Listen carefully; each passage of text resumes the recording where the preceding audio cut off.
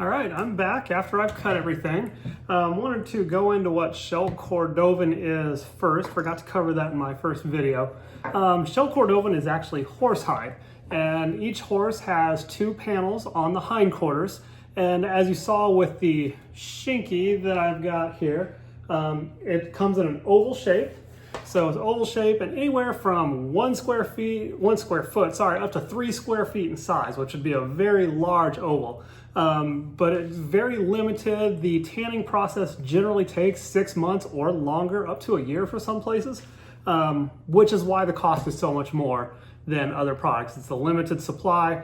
It's also just the additional manual processes to tan the leather, tan the hide, and get it to this, this great finish that you see.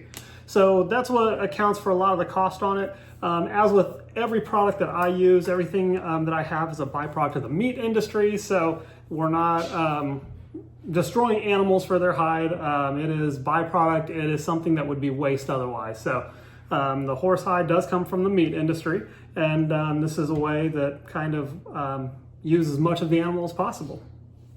All right, so really wanted to get in on this video about cutting and how things kind of felt. So basically had 4 things I kind of looked at, and that was the awl work. So I've got a sharp awl. All my leather workers know what that is. And using this, I'm basically tracing a pattern and just noting how well it traces on the leather. And I will say, out of all of them, the one from Cordovan, it marked really sharp, really good lines. Everything else marked well. I mean, it is a very sharp piece of metal. So it marked well, very crisp lines, no issues with that. But yeah, that one definitely kind of stuck out with the awl work.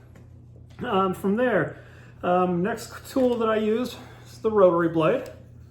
And just a little retractable rotary blade. And I've got a straight edge over here that I was using. Once again, I mean, they all performed about the same. I was a little worried about the Cordovan one just because it's a little bit thicker, but the rotary blade glided right through everything, no problems, didn't have any slips, no issues having to recut. So yeah, it went really well on all 4 hides here, no complaints, 10 out of 10 for all of them.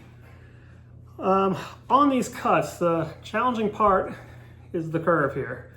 So I used this knife here.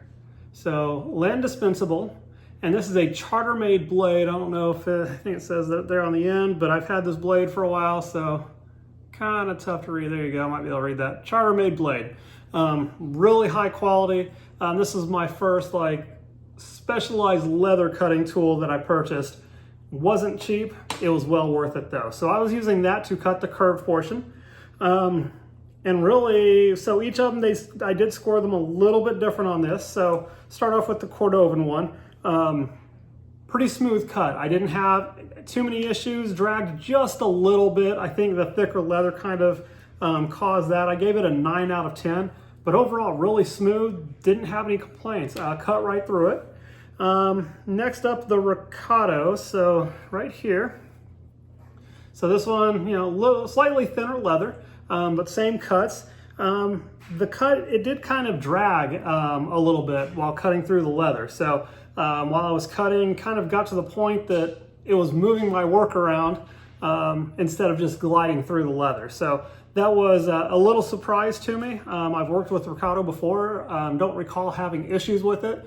Although hand cutting, that's always something you deal with. So perhaps just something that I just chalked up as leather work and didn't really think about. Next one, the Horween.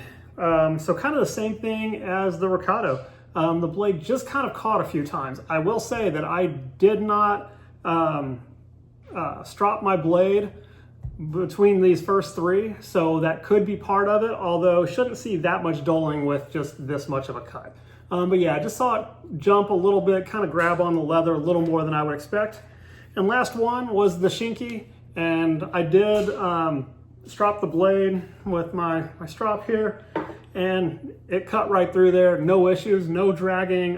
Gave that 10 out of 10 for the shinky. So but overall things went well. Also use a Dremel when you're cutting with something like this, especially on a curve. I always cut a little bit away from the line. That way if you touch the line you're good, but then just to get it up to the line, I'll use the Dremel, little sanding, just to get it that micro inch to where it matches up where I trace the line. All of them did well.